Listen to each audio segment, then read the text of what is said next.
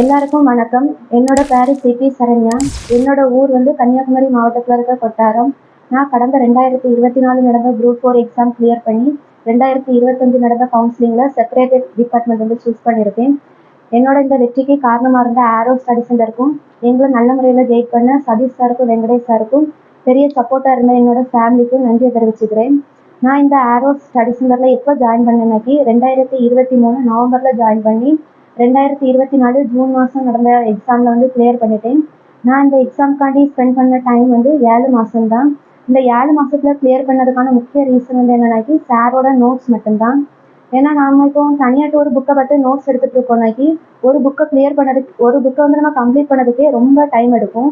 ஆனால் இந்த எந்தெந்த பாயிண்ட் நம்ம எடுக்கணுமோ அது எங்களுக்கு சாரே நோட்ஸ் போட்டு தந்துட்டாங்க.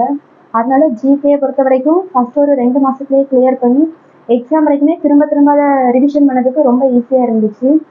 தமிழ் மட்டும்தான், அதுவும் நியூ தமிழ் மட்டும்தான் சார் எங்களை புக் வைஸாட்டு லைன் பை லைன் ஆட்டு படிக்க சொன்னாங்க 6th to 12th. Old Tamil கூட எங்களுக்கு அதுவே நோட்ஸ் ஆட்டு தந்துட்டாங்க. அதனால 6th தமிழ் படிக்கிறதுக்கு மட்டும்தான் கொஞ்சம் டைம் எடுத்துச்சு. ஏன்னா அது வந்து ஒவ்வொரு வாரத்துக்கும் ஒவ்வொரு புக்கு வச்சு லைன் பை லைனாக நோட்ஸ் எடுக்கணும். அதை எடுத்து அப்படி படிக்கிறதுக்கு 6th தமிழ் மட்டும்தான் கொஞ்சம் டைம் டிலே ஆச்சு. 6th 12th வரைக்கும் உள்ள ஓல்டு தமிழ் கூட சாரே நோட்ஸ் தந்துட்டாங்க. அப்புறம் கரண்ட் அஃபேர்ஸை பொறுத்த வரைக்குமே அப்படிதான். நம்ம பேப்பர் பார்த்து நோட்ஸ் எடுக்கணும்னு கூட அவசியம் இல்லை. ஒவ்வொரு மந்த்துக்கான கரண்ட் அஃபேர்ஸ் வந்து சாரே தந்துடுவாங்க. அதுக்கப்புறம் வந்து மேக்ஸை பொறுத்தவரையிலும் எந்த ஒரு டாப்பிக்காக எடுத்தாலுமே குறைஞ்சது ஒரு 40லேருந்து 50 சம் சாரே தந்துடுவாங்க. அதனால வேற புக்கை பார்த்து நம்ம எக்ஸாமுக்கு ப்ரிப்பேர் பண்ணணும்னு சொல்லிட்டு அவசியம் இல்லை. ஏன்னா எல்லா மாடலுமே அந்த ஒரு 40லேருந்து 50 சம்முக்குள்ளே வந்துறதுனால எக்ஸாமுக்கு அந்த சம்மை பார்த்தாலுமே நம்ம மோஸ்ட்லி உள்ள மாடல் எல்லாமே அதுலேயே கவர் ஆயிடும்.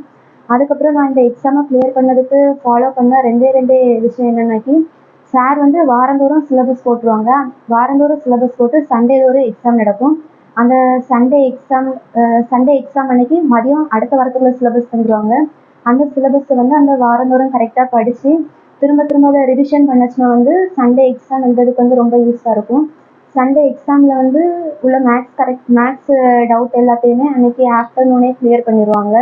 அதனால நமக்கு அந்த ஒரு வாரமும் வந்து ரொம்ப ஈஸியாக படித்த மாதிரி இருக்கும். திரும்ப அந்த சப்ஜெக்ட் எல்லாத்தையுமே திரும்ப ரிவிஷன் பண்ணதுக்கும் ரொம்ப ஈஸியாக இருந்துச்சு.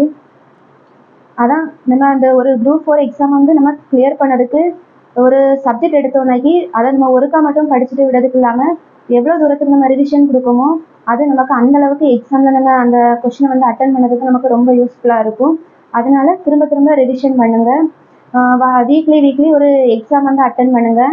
இந்த திரும்ப ரிவிஷன், இந்த எக்ஸாம் ரெண்டையுமே நம்ம அந்த ஒரு எக்ஸாம் வரைக்குமே நம்ம கண்டிப்பாக ஃபாலோ பண்ணோம்னாக்கி நமக்கு வேலை வந்து கண்டிப்பாக கிடச்சிரும். எல்லாருமே ஃபாலோ பண்ணுங்கள். நன்றி.